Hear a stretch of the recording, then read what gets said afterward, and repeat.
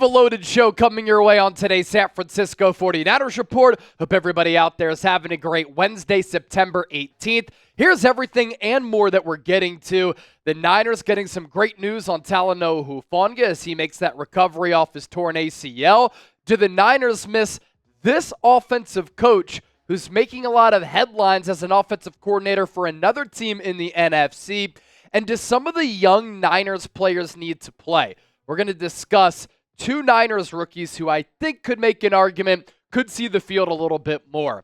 As for the news on Talanoa Hufanga, Kyle Shanahan addressing the media this afternoon, and he said that Hufanga is going to practice. He is going to be a full participant in practice today, and he should return Sunday, Week 3, SoFi Stadium against the Los Angeles Rams. By the way, there's expected to be about 60% Niners fans at SoFi Stadium. That's why they call it Levi's Stadium South.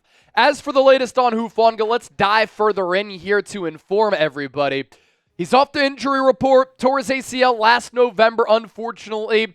Before that, he was dealing with the Baker cyst in his knee. Then he kind of got crossed up and the knee gave out. He wasn't placed on injured reserve to start the year. So him coming back for this game on Sunday against Los Angeles fits that timeline to return to Week 3 because if he were on IR, he'd have to miss at least the first 4 weeks of the season. He had said over the summer during the offseason his goal initially was to be back Week 1, but there was just no sense in trying to rush him back given the severity of that ACL tear. And with Talanoa Hufanga, this is a boost for this Niners defense that has been struggling to start the year, especially in a couple of critical areas, most notably on third down, forcing turnovers with their red zone defense. Like the turnovers have been there, but you just feel as though San Francisco has left some meat on the bone. They've left some money on the table. And when Talanoa Hufanga is out there, he's always making great plays. Here's what Shanahan had to say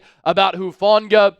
When he got injured last year, it got Ji'Ayir Brown a lot more reps. He had to step into the middle. It got him a lot better, but obviously you always miss Hufanga out there. The big playability, how well he communicates, flying sideline to sideline. We're going to be pumped up. He should get back this week if everything goes right. We've certainly missed him. And I think Shanahan makes some good points there, and we've talked about this a lot on the show. Talanoa Hufanga's impact goes far beyond the box score. He flies around, plays with his hair on fire with speed and physicality. He's very instinctual as a player, and that's something that really stood out to me when I watched his tape at USC and the Niners drafted him in the 5th round a couple of years ago in 2021. Just always seems to be around the ball carrier against the run and against the pass. I love his positional versatility. You can play him in the box as a blitzer. You could play him as a hybrid linebacker, and he could play that safety role. He always seems to be in the right place in the right time, making big-time plays in big-time moments, and that's something that San Francisco could really use. And he's just an all-around elite playmaker who can make plays and cause havoc from sideline to sideline. And this Niners defense certainly missed him last year. With Talanoa Hufanga, San Francisco was only giving up 15.7 points per game. But going back to the turnover portion of the conversation that I threw out there, the Niners did generate turnovers against the Vikings and against the Jets. All-Pro Fred Warner was flying around. He's the highest graded player, according to Pro Football Focus, throughout the first 2 weeks, but you miss a presence like Talanoa Hufanga's out there. And last year, the Niners gave up 21.8 points per game without Hufanga as compared to 15.7, and they weren't generating the same amount of turnovers. They were giving up more points, more explosive plays, and Hufanga has an innate ability to really put his fingerprints on a football game. And his Pro Football Focus grades in 2022 were really good, and he was an All-Pro that year.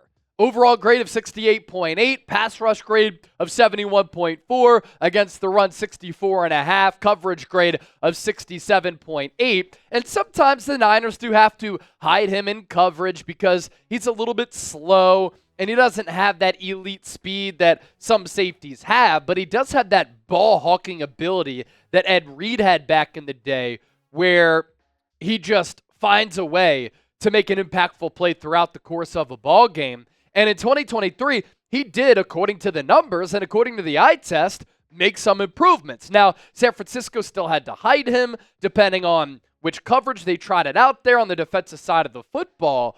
But his overall grade was 70.5, pass rush grade of 76.3, run defense grade of 77.1, and a coverage grade of 66.3. So if he can continue to improve on those numbers, get a little bit better in coverage as well, he can really just help out this defense that up to this point is 15th in the NFL among 32 teams in points per game. They're 20th in yards per game surrendered at 334.5. Yards per play is at 6.5. It's just not good enough. That's 30th in the NFL, and Hufanga can help there. Third down conversion rate. It's been disgusting.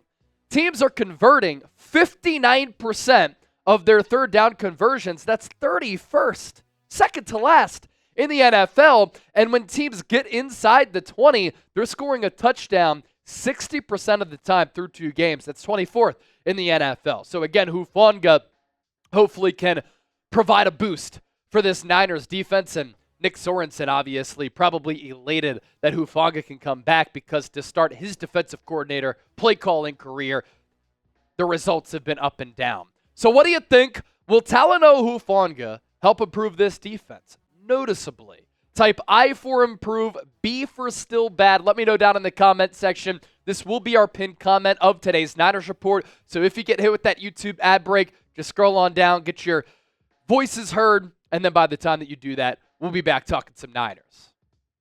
Still to come here on the 49ers Report, did the Niners miss this coach? Do some of the young players need to play on this team? And is San Francisco going to make a move at defensive back? Some bonus football talk coming up here just around the corner. But first, today's Niners Report sponsored by our friends at Game Time. I've always loved going to sporting events. That's a big reason why I fell in love with sports and fell in love with broadcasting. I think it's incredible how sports bring people of all walks of life together, and when you go to a game, that's on display. But I also have interests outside of sports. I love going to comedy shows. I like going to concerts because I love music. My family's always been musically inclined. I also like checking out a theater show from time to time. All of those types of tickets are available on the Game Time app. You can see the view from your seat before you buy, so you know exactly what to expect when you arrive. You can access tickets right from your phone. And if you want to go to a Niners game this year, still plenty of tickets available, including going on the road to be a part of the faithful movement at SoFi Stadium against the Los Angeles Rams. Then after that, the Niners will return home to play the New England Patriots. Still tickets available for that game, but you see what I'm talking about here. You can see the view from your seat, so you get the price point and the vantage point, which I always think is really cool. Game Time picks are awesome. Curation makes it easier to find the best seats, whether you're going to a game, sporting event, concert, comedy show. So here's the deal. Download the Game Time app, create an account, use the code CHATSPORTS, CHATSPORTS. That's the code that you use at checkout. Terms apply. First purchase only. Take the guesswork out of buying tickets and ride with Game Time. What time is it? Game time. All right, let's move forward here on today's show. Could the San Francisco 49ers be making an addition to their defensive backfield? Let's talk about that here on the Niners Report. Chase Sr. here with you. On Tuesday, the Niners worked out 3 defensive backs. Trey Herndon, a veteran. Danny Johnson, who's played a lot at the NFL level. And the same can be said for Chandon Sullivan. Herndon and Sullivan are pretty well-known commodities in the National Football League. Let's begin with Herndon. He was a UDFA out of Vanderbilt in 2018, and right away he was able to impress the Jacksonville Jaguars organization, latched on, signed as a UDFA, landed a good contract for being an undrafted free agent, and he was with Jacksonville from 2018 to 2023, and then in 2024, over the summer, he was with the New York Giants throughout training camp, did not make the initial 53-man roster. You look at the experience here, 83 games played in his NFL career, and that includes 34 starts. And when he has started games, there have been some highs for him in his NFL career. After the Jaguars traded away Jalen Ramsey to the Los Angeles Rams, Herndon was promoted to starting corner, And he had 13 pass breakups in 16 games, including 14 starts. And although the play hasn't been fantastic the last 2 years, he can make plays on the football. Last 2 campaigns for him, 5 pass breakups and then 9 pass breakups. So not a bad player and a veteran who's seen a lot throughout his NFL career. As for Chandon Sullivan, he's also been a pretty good player. He's 28 years old. He was a UDFA in 2018 out of Georgia. So along the same age kind of grouping as Trey Herndon. He was with the Philadelphia Eagles in 2018 as a UDFA. He was with the Packers from 2019 through 2021. That's kind of where he made his money and made a name for himself. Minnesota Vikings in 2022. And then the Pittsburgh Steelers in 2023. Like Herndon, again, another experienced player. 88 games, 33 starts, little bit of inside-outside corner. And over the last 5 years, he, like Herndon, some similarities between these two players, has been able to have good diagnosing skills, be able to read the eyes of the quarterback, come out of his breaks with this cornerback technique in a pretty good fashion. Pass breakups last 5 years, 6, 6, 4, 7, and 6. So he's been a solid player at the NFL level, both Herndon and Sullivan, whether they play again or not, as UDFAs to put together the careers that they have. It's really impressive. And then for Danny Johnson, another experienced corner, also a UDFA. He played his college ball at Ole Miss. He has 66 games under his belt and 8 starts. So not as many starting opportunities for him as compared to Chandon Sullivan and Trey Herndon. But the Niners here working out 3 veteran defensive backs on Tuesday. Obviously, this is protocol for a lot of teams across the league to work out players on a consistent basis, but San Francisco, who is already pretty deep in that secondary, could be making another addition. If that happens, of course, we'll relay that information for you here on the show. I next want to get to this, and this is something that I just want people to remember, keep in mind as we progress throughout the 2024 season. It's so early. The Niners have only played 2 football games. The offense has been up and down. There's been some good. There's been some bad. It's been a mixed bag for quarterback Brock Purdy. But last year, Clint Kubiak was the pass game coordinator for San Francisco. And prior to that, when Nathaniel Hackett was the head coach for the Denver Broncos, Kubiak was on his offensive staff.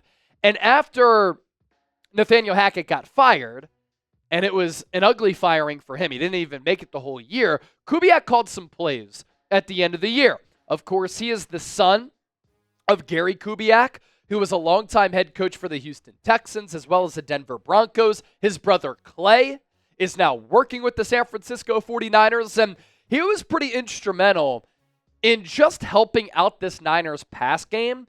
And he is now the offensive coordinator with the New Orleans Saints. And through 2 games, New Orleans, one of the most shocking teams in the NFL, their offense has lit up the scoreboard against Carolina, against Dallas. Carolina, worst team in the NFL. The jury is out on the Dallas Cowboys. But either way, it's been really impressive what New Orleans has been able to do. Derek Carr looks decisive. He looks comfortable as he's looked in a couple of years. Alvin Kamara has 5 total touchdowns through 2 games. Rashid Shaheed is one of the more electrifying players in the NFL who people don't know about. A UDFA who played his college ball at Weber State. Chris Olave is a good player. And the Saints' offensive line has been tremendous. In the run game, they've barely given up any negative plays. And the Saints, through 2 games as well, have scored the 4th most points in NFL history. Tied for the 4th most points in NFL history through their first 2 games. And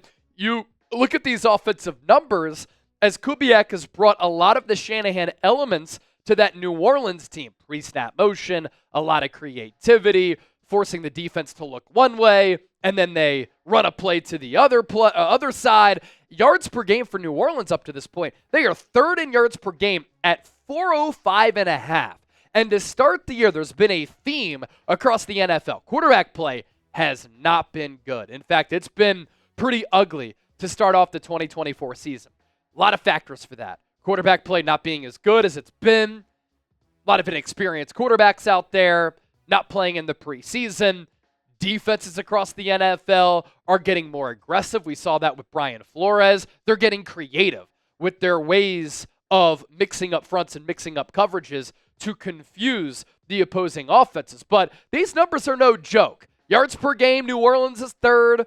They're first in points per game at 45.5. That is not sustainable, but it's impressive through 2 games because nobody was really expecting the Saints to be for real this year. They're number 3 in yards per game rushing at 185. And then Derek Carr, 11th in passing yards per game at 220.5. He hasn't needed to pass that much in the second half, though, because New Orleans has been dump trucking opponents. So do the Niners miss Kubiak?